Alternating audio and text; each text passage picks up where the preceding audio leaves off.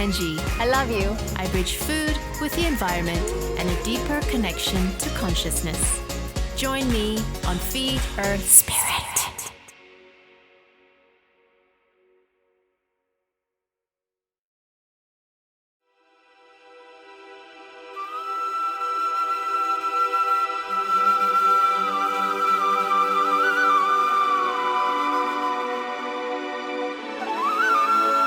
Intuition is the ability to acquire knowledge without conscious reasoning.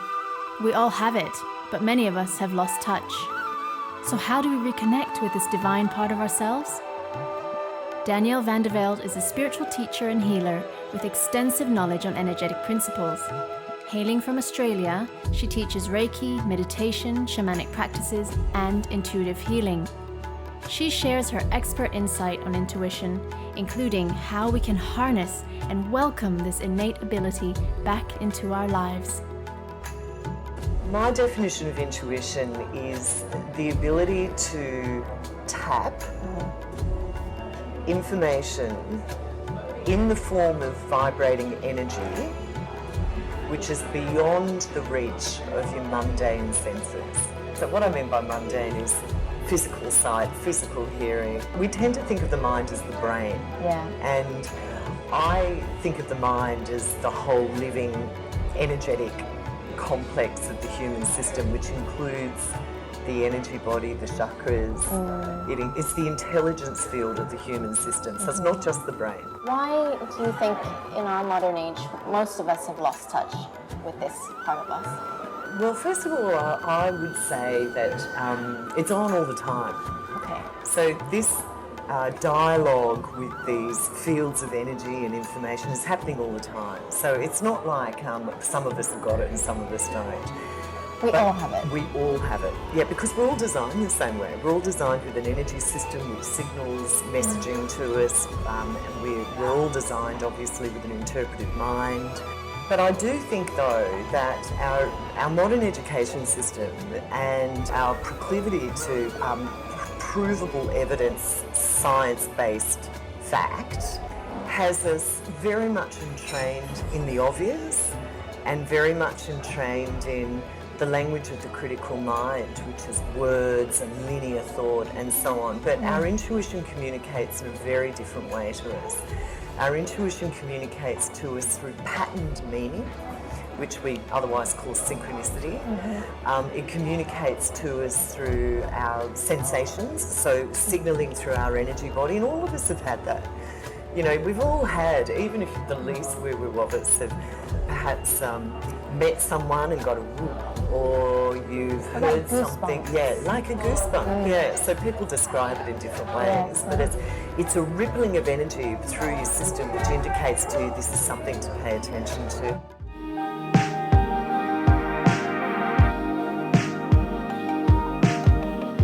The human eye can only perceive 2% of the visual light spectrum, which means that 98% of the world we think we're seeing is invisible to us. You know, so if you put that into perspective, into the sort of framework of intuitive senses, that 98% we are still perceiving, but we're not perceiving through what I call our mundane sight. We're sensing it, we're feeling it. One of the key things to tapping intuition is to carve out a lovely, clear inner terrain. And the best way to do that is through meditation. So, you know, whatever form that is, whether it's breath work or, you know, contemplative meditation or mantra or mudra, but some form of daily inner practice is key, because what it does do is it keeps that connection between your critical mind and your deeper mind, your deeper spiritual aspect. And when that connection is maintained and nurtured, then the information from your intuitive senses is more readily picked up. For most people, that goosebump feeling that you're talking about, that signalling is clairsentient, so they will feel it. So there are 8 intuitive senses, but clairsentience is something that all of us in some way have experienced, and children particularly, because they're so in their body and they're so... I'm goosebumping right now. And they're so present, you know, they're able to... Yeah, me too.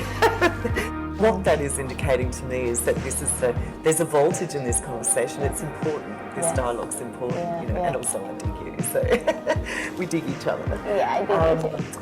So energy work is really good. So like for me, for example, I love yoga. My yoga practice has shifted now more to Qigong, and it moves around, but included in my meditation practice, I do some form of spiritual energy work as well, because it keeps the machine a hum in the machine, and so then when a messaging comes through, you're better able to feel the tilt.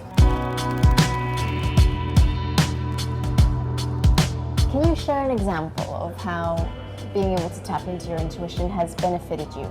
At the end of every year, and I'm preparing to do this now for the end of 2020, I go into quite an intense solitary spiritual process of offering thanks and gratitude and banking the year that's been and looking at what threads have been cast forward into the next year that's coming, which sounds like business planning, but it's kind of like cosmic business planning.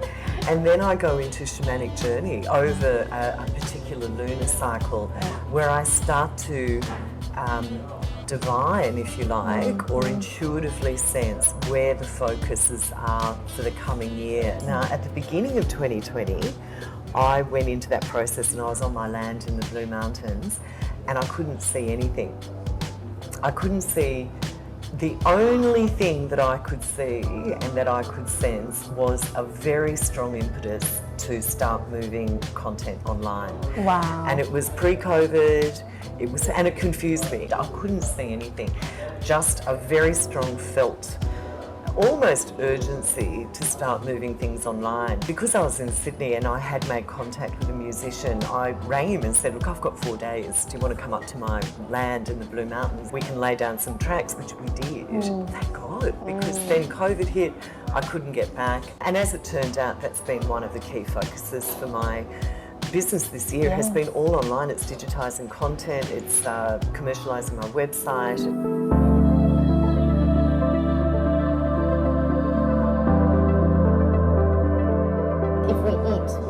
Sentient beings, Yep. animals, does that have an effect on our intuition? It sure does. Meat and animal product in general is super draining to the available resource of bioenergy in our system. Meat takes 72 hours to actually work its way through your system. It generates a lot of toxins in the process. It's super dense, and so what it does is it diverts a lot of bioenergy into metabolizing and digestion. When it's not available for sensing, intuitive prompting, it drains your energy body down. So that's the first thing. The Buddha's stupa, as you know, is symbolic of him turning his rice bowl over. So, the Buddhist understanding, and this is reflected everywhere, is don't eat till you're full. Turn your rice bowl over before you're full. And the yogic philosophy on it is the tummy should be 1/3 food, 1/3 water, 1/3 air. So we eat way too much. If meat particularly has gone through a traumatic slaughtering experience, that imprint of energy can be held within the meat. And I do know a lot of people who are super sensitive to that. And I think we all are to a degree, but we're just dulled to it. So being mindful of, if you are a meat eater, how the animal was cared for, how it was slaughtered, where it was grown and raised, and that sort of thing is really, really key. Yes. But botanical based absolutely makes a difference. I think just to the internal clarity of your deep mind and your energy system.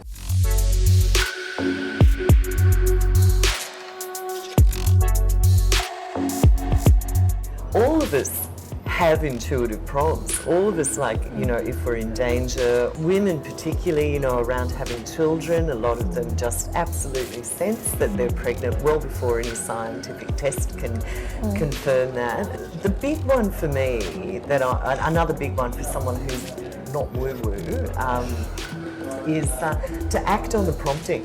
Here's a real day-to-day example that someone comes to mind. So you're going about your day, and let's just say your husband's in at work and he's going about his day, and you come to mind just in a flash.